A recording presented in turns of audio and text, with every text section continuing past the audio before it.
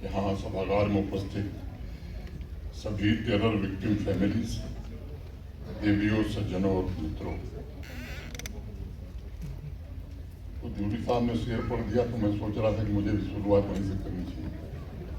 बाद मुद्दत के मिले हैं दीवाने, बाद मुद्दत के मिले हैं दीवाने, कहने सुनने को बहुत है अफसाने, खुली हवा में जरा सांस तो ले लेनी तो हो, कब तक रहेगी बहार न जाने।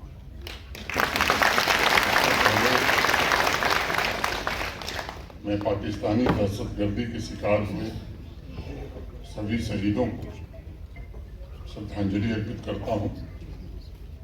उनके निकटतम परिजन जो आज हमारे बीच उपस्थित हैं, मैं उन्हें नमन करता हूं। जम्मू कश्मीर पुलिस, भारतीय सेना, सीएपीएफ की शूरवीरता को भी सैल्यूट करता हूं। अभी हाल ही में 28 जुलाई को ऑपरेशन महादेव के दौरान 3 पाकिस्तानी आतंकवादियों को मार करके पहलगांव में हुए नृशंस हत्या का बदला लेने का काम हमारे शूरवीरों ने किया। उससे पहले मई में ऑपरेशन सिंदूर के दौरान पाकिस्तान के अंदर 9 आतंकी ठिकानों, 11 सैन्य ठिकानों और 100 से ज़्यादा अधिक पाकिस्तानी आतंकवादियों को समाप्त करके हमारी आर्म फोर्सेस ने पूरी दुनिया को संदेश दिया था। जैसा माननीय प्रधानमंत्री जी ने कहा कि भारत अब किसी भी टेरर एक्ट को एक्ट ऑफ वॉर मानेगा और अगर हमारे नागरिकों का खून बहेगा तो पड़ोसी को उसकी भारी कीमत चुकानी पड़ेगी।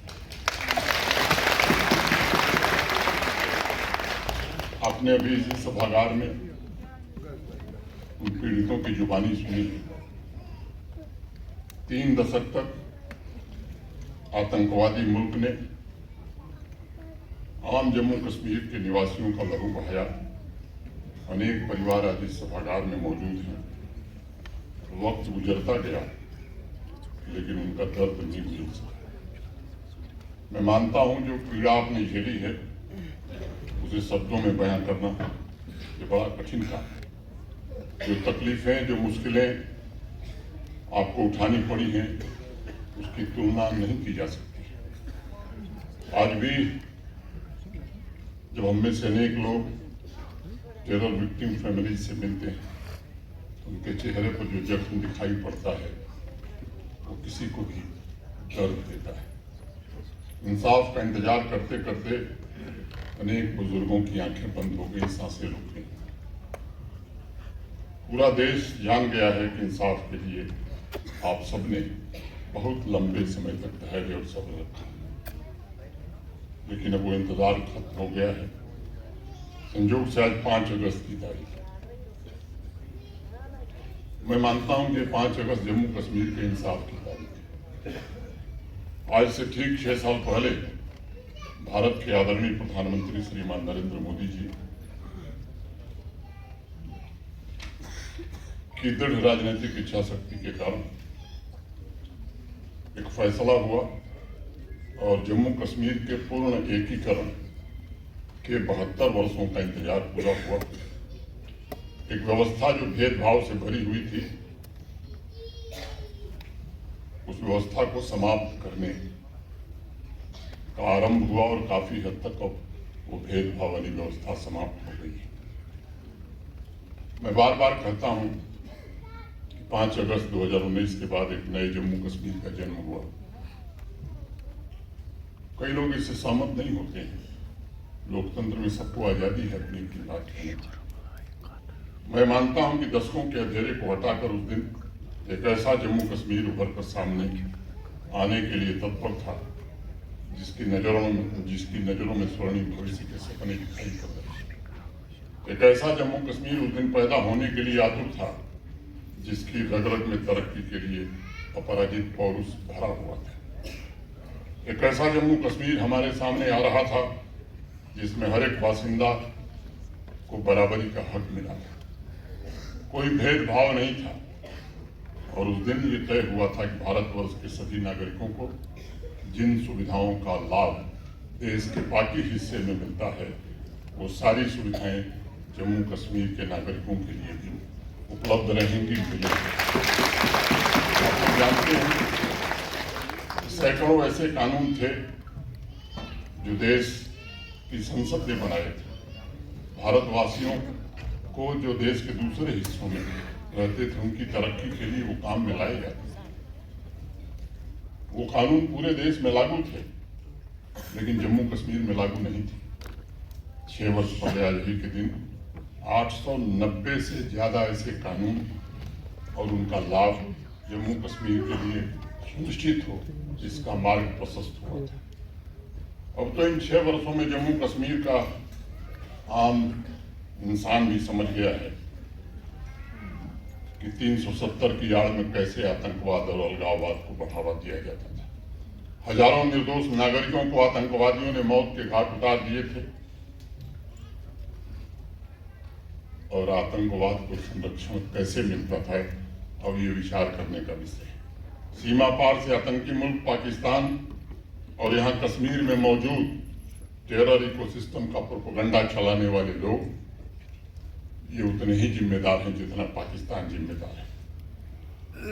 ऐसे तत्व 5 अगस्त 2019 के बाद उनकी उल्टी गिनती शुरू हो गई थी। आप लोगों का भाग्य जिस टेरर इकोसिस्टम के हाथों में कैद था 5 अगस्त को उसे रिहा करके आपके हाथों में सौंपने का काम भारत की सरकार ने किया। हजारों ऐसे परिवार जिनके माँ बाप भाई बहन पाकिस्तान समर्थित आतंकवादियों के हाथों शहीद हुए थे उन्हें 5 अगस्त को इतने आजीवन मिला। अनेक ऐसे परिवार थे जो 3 दशक से खौफ के साये में जी रहे थे, जीने की उम्मीद छोड़ दिया था। उन्हें अब जीवन के में उम्मीद की पहली किरण नजर आ रही। मैं जानता हूं आप सभी इस नए जम्मू कश्मीर का इंतजार कर रहे थे।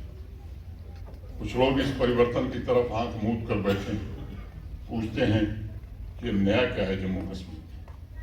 मैं उनसे कहना चाहता हूं कि नया जम्मू कश्मीर वह है जहां वह आतंकवादियों की नहीं बल्कि जम्मू कश्मीर के असली शहीदों को नौकरी दी जाती है, उनके नौकरी नहीं जाती। नया जम्मू कश्मीर वह है जहां आतंकवादियों के मरने पर आंसू नहीं बहाए जाते बल्कि आम कश्मीरियों के आंसू पोंछने का इंतजाम जम्मू कश्मीर का प्रशासन करता है। नया जम्मू कश्मीर वह है जहां सरकारी सिस्टम में बैठे आतंकी तत्वों की चुन चुन कर सफाई करने का काम जम्मू कश्मीर का प्रशासन करता है और टेरर विक्टिम फैमिलीज के दशकों से भरे जख्म पर मरहम लगाकर उन्हें नौकरी और आर्थिक सहायता देने का काम करता है। नया जम्मू कश्मीर वह है जहां अलगाववादियों को नहीं बल्कि आम कश्मीरियों को गले लगाया जाता है। नया जम्मू कश्मीर वह है जहां बच्चों के हाथों में पत्थर नहीं कलम है। नया जम्मू कश्मीर वह है जहां पूरे वर्ष स्कूल कॉलेज यूनिवर्सिटी खुले रहते हैं। नया जम्मू कश्मीर वह है जहां बंद और हड़ताल का कैलेंडर पाकिस्तान नहीं जारी करता बल्कि नेशनल और इंटरनेशनल कार्यक्रमों के कैलेंडर जम्मू कश्मीर का प्रशासन जारी करता है। नया जम्मू कश्मीर वह है जहां हमारा युवा इनोवेशन और रिसर्च में नई उपलब्धियां हासिल कर रहा है। नया जम्मू कश्मीर वह है जहां हमारा युवा अब स्ट्रीट वायलेंस नहीं बल्कि स्टार्टअप्स पर फोकस कर रहा है। नए जम्मू कश्मीर में अब अलगाववाद नहीं बल्कि भारत माता के जयघोष के नारे गूंजते हैं। मुझे याद है आज से 3 साल पहले 4 साल पहले पुलवामा के उन गांवों में जहां पुलिस और प्रशासन पहुंच नहीं पाते थे, विकास का काम नहीं होता था, वहां से हजारों की संख्या में नौजवान भारत का तिरंगा लेकर के निकले थे। एक पुरानी कहावत है, सोते हुए इंसान को जगाना बहुत आसान था लेकिन जो सोने का नाटक कर रहा उसे जगाना बड़ा मुश्किल होता है। जो लोग सोने का नाटक कर रहे हैं उन्हें शायद यह भी दिखाई नहीं पड़ा होगा कि दशकों बाद टेरर विक्टिम फैमिलीज के साथ इंसाफ का रास्ता प्रशस्त हुआ है। उनके आंसू पोंछे जा रहे हैं। मैं समझता हूँ जम्मू कश्मीर में पहले जो असंभव था उसे संभव बनाने का काम भारत के आदरणीय प्रधानमंत्री जी ने किया है और विशेष रूप से अमृतकाल की पीढ़ी के लिए उन्होंने एक ऐसी व्यवस्था दी है जम्मू कश्मीर में जो यहाँ के युवाओं की आकांक्षाओं, महत्वाकांक्षाओं और सपनों को पूरा कर सके। मैं जानता हूँ टेरर विक्टिम फैमिलीज तक पहुंचने में वक्त लगा है, मैं इसके लिए क्षमा भी चाहता हूँ, लेकिन इसका सबसे बड़ा कारण था ये बचे कुचे अलगाववादी तत्वों के डर के कारण अनेक परिवार अपना दर्द खुल करके बयान नहीं करते। अचानक पिछले वर्ष मैं आभारी हूँ save youth save future foundation के युवा साथियों का। उन्होंने मुझसे कहा कि कुछ टेरर विक्टिम फैमिलीज आपसे मिलना चाहती। ये नौजवान वॉलंटियर्स ने एक कार्यक्रम रखा। राजभवन में वैसे 150 परिवार आए और आप लोगों की कहानी, आप लोगों के संघर्ष और आप लोगों की दुख की तकलीफ को मैंने समझने की कोशिश की। समझ नहीं पा रहा था उस दिन, मेरे ध्यान में ये बात आई, किसी एक व्यक्ति की आतंकवादियों ने हत्या कर दी थी। उसकी पत्नी को गृह मंत्रालय द्वारा अनुमन्य आर्थिक सहायता दे दी गई। 3 बच्चे थे, एक को नौकरी मिल गई। उस बच्चे की शादी हो गई, वो अपनी बीवी बच्चों के साथ अलग हो गया। 2 भाई, बड़ी खराब स्थिति। मैं समझ नहीं पा रहा था कि इनकी मदद कैसे की जाए। सोच विचार अपने प्रशासन के साथियों से, अनेक लोगों से मैं बात कर रहा था, इन्हें रिहेबिलिटेशन उनका कैसे किया जाए। अमरनाथ जी की यात्रा प्रारंभ हो रही थी, 29 जून को हम सब पहलगांव जा रहे थे। प्रशासन के हमारे अनेक सहयोगी हमारे साथ। नुनवान एक्सिस पर इंतजाम कैसे हैं, यात्रियों के लिए सुरक्षा का इंतजाम क्या है, सिविल पुलिस एडमिनिस्ट्रेशन के अनेक वरिष्ठ अधिकारी मेरे साथ। इन्हीं फिर सेव यूथ सेव फाउंडेशन के हमारे साथियों ने, बजात हों, मुरस्सर हों, सबने कहा कि आप आ रहे हैं तो अनंतनाग में ऐसे परिवारों को, दक्षिण कश्मीर के, साउथ कश्मीर के परिवारों को हम इकट्ठा करें, आप जरा उनसे मिलिए। अनंतनाग के डिग्री कॉलेज के सभागार में मैं मिला उनसे।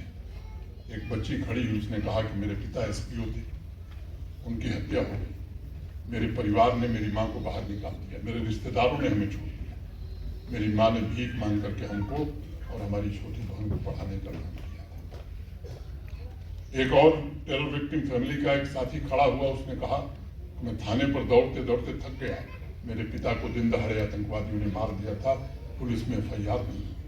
एक तीसरे ने मुझे बताया केवल मेरे पिता की हत्या नहीं की गई, मेरा घर और मेरी जमीन सब कुछ आतंकवादियों ने जब्त कर लिया और मैं दौड़ता रह गया, खाली नहीं हुआ। अनेक इस तरह की कहानियां मैंने अपने कानों से सुनी, हमारे साथियों ने सुनी। फिर उस दिन हम सब ने फैसला किया कि इसको त्वरित गति से इस पर कार्रवाई की जाएगी। वहीं सभागार में ही मैंने घोषित किया था। दूसरे दिन प्रशासन के वरिष्ठ अधिकारियों के साथ बैठक करके तय किया गया। हर जिले में हेल्पलाइन नंबर जारी किया गया और मैं आभारी हूं अपने सिविल और पुलिस एडमिनिस्ट्रेशन के सभी साथियों का, जिन्होंने बहुत कम समय में तत्परता के साथ, पूरी शिद्दत के साथ, मानवीय संवेदना के साथ 13 जुलाई को 40 लोगों को नियुक्ति पत्र बारामूला में, फिर 28 जुलाई को 80 लोगों को जम्मू में और आज 158 लोगों को श्रीनगर में। ये केवल नियुक्ति पत्र। हमारे होम सेक्रेटरी और उनकी पूरी टीम ने मिलकर के एक पोर्टल बनाया है। उस पोर्टल में ऐसे सभी लोगों के नाम दर्ज हो रहे हैं।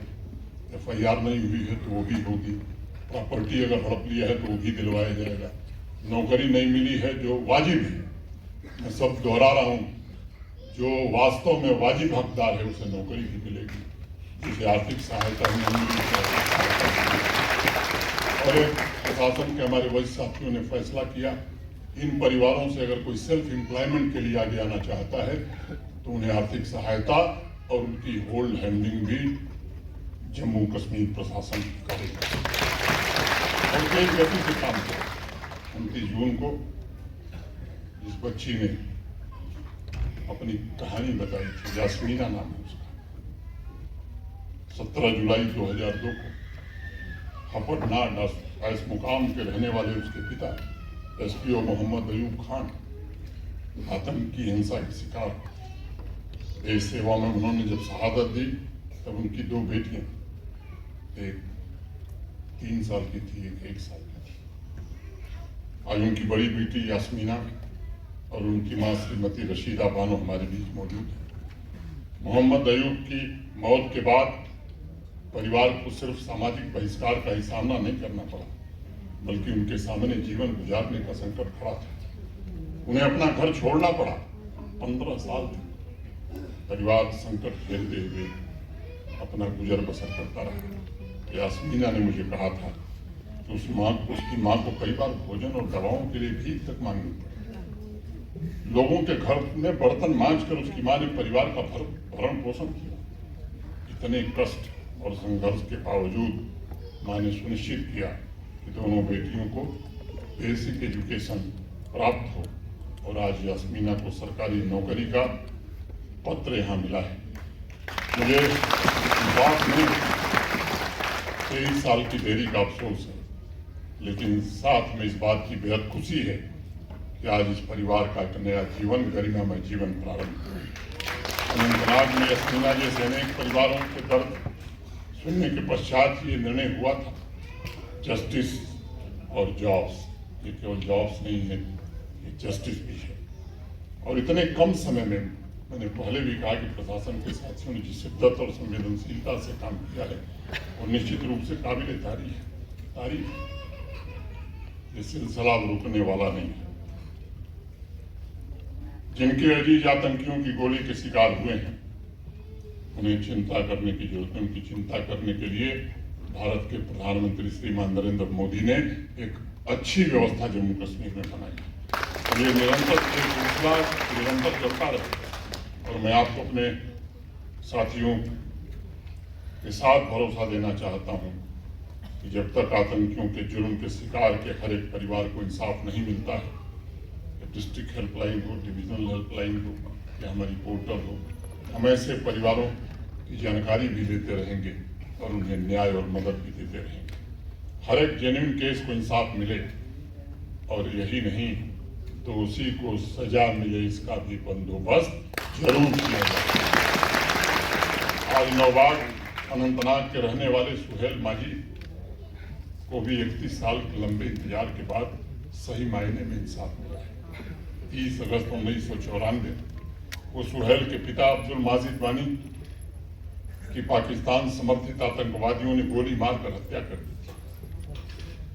सिक्योरिटी रिलेटेड एक्सपेंडिचर एसआरई के तहत 1 लाख रुपए की अनुग्रह राशि उन्हें मिली थी। इंसाफ नहीं मिल पाया। आज उन्हें गवर्नमेंट जॉब का नियुक्ति पत्र देकर अतीत की उस भूल को जम्मू कश्मीर के प्रशासन ने दुरुस्त करने का काम किया है। 25 सालों से अनेक किस्म के दर्द से परिवार गुजरा है। सुहेल मेरे सामने इसी सभागार में मौजूद है। मैं उनसे कहना चाहता हूं कि आपके वालिद ने आपके लिए और इस खानदान के लिए जो सपने सजोए थे, वे सपने अब पूरा हों, इसका इंतजाम जम्मू कश्मीर के प्रशासन ने किया है। आपकी जो एस्पिरेशंस थी, मैं इस ईश्वर से, अल्लाह से दुआ करता हूं कि वो जरूर पूरी हो। ये सिर्फ अपॉइंटमेंट लेटर देकर हमने काम पूरा खत्म नहीं किया है। कदम कदम पर पूरी शिद्दत से भारत सरकार, जम्मू कश्मीर प्रशासन भविष्य में आपके परिवार के हर प्रकार का सहयोग देने का वचन देता है। आज हमारे बीच एक पूरा बारामूला के मुदासिर माजिद भी मौजूद है, जिन्हें नियुक्ति पत्र दिया गया है, अपॉइंटमेंट लेटर दिया गया है। उनके वालिद अब्दुल माजिद मीर साहब को आतंकियों ने 29 जून 2004 को उनके घर से अगवा कर लिया। बाद में उनके परिवार को खबर मिली कि अब्दुल माजिद की आतंकवादियों ने बड़ी निर्ममतापूर्वक हत्या की। उनके शहीद होने के बावजूद ऐसा कोई कदम नहीं उठाया गया जिससे उनका परिवार